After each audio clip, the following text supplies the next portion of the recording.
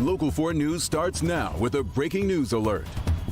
We're following breaking news in Detroit. A barricaded gunman situation ends with Detroit police on the search for a man considered to be armed and dangerous.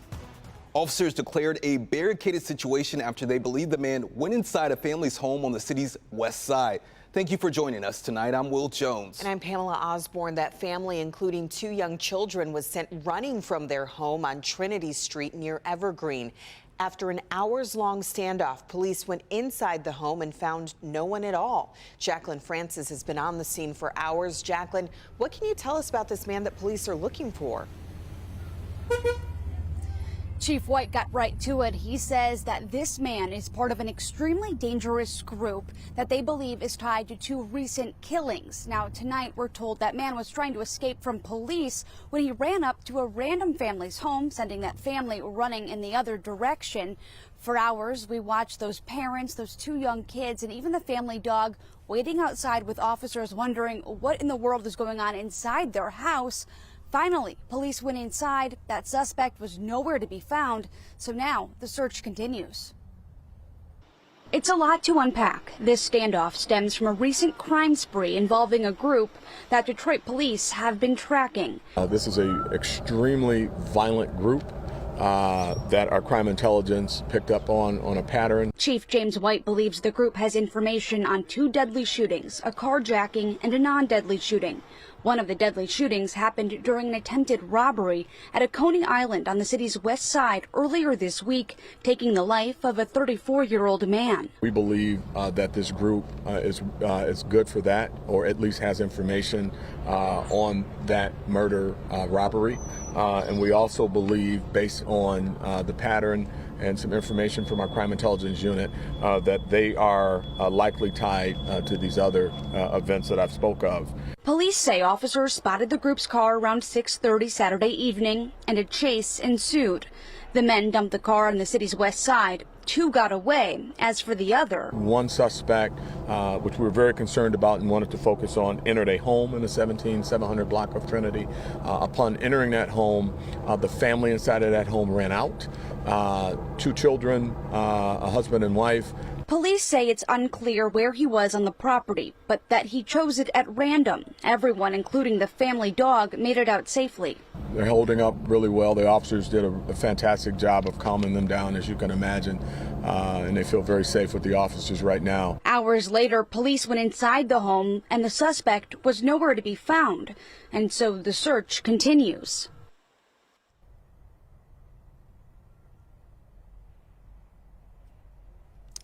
So within the last hour, police escorted the family back into their home. The search for the 3 suspects continues.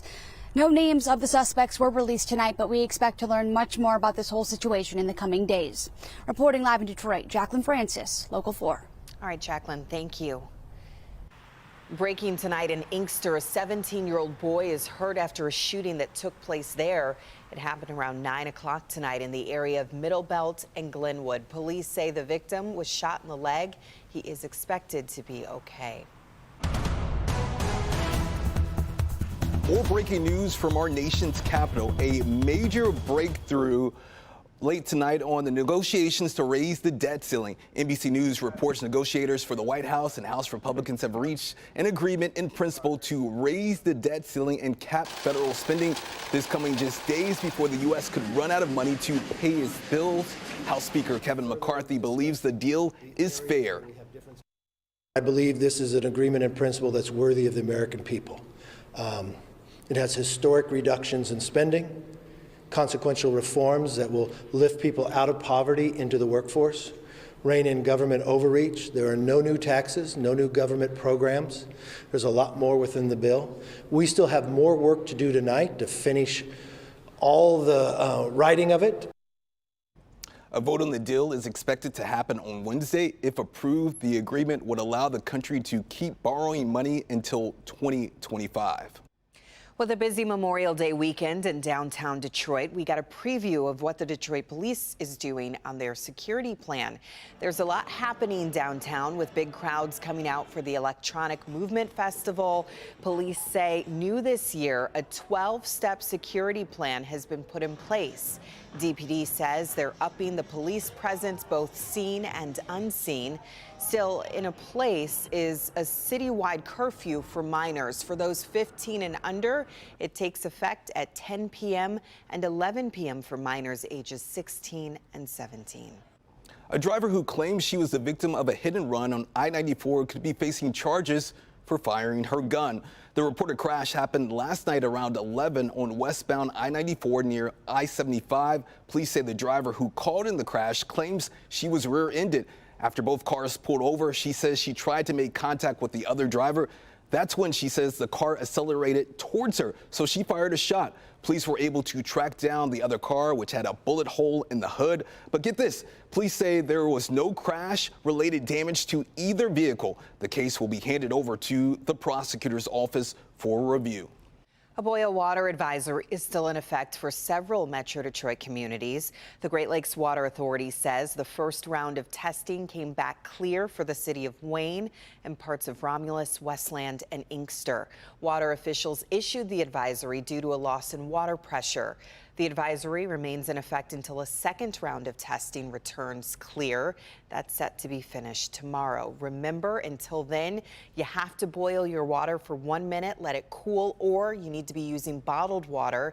You do need that for drinking water, making ice, brushing your teeth, washing your dishes, and for your pet's water bowl. A beautiful day across Metro Detroit, and it continues tonight. Thousands gathering in Hart Plaza for the Movement Festival.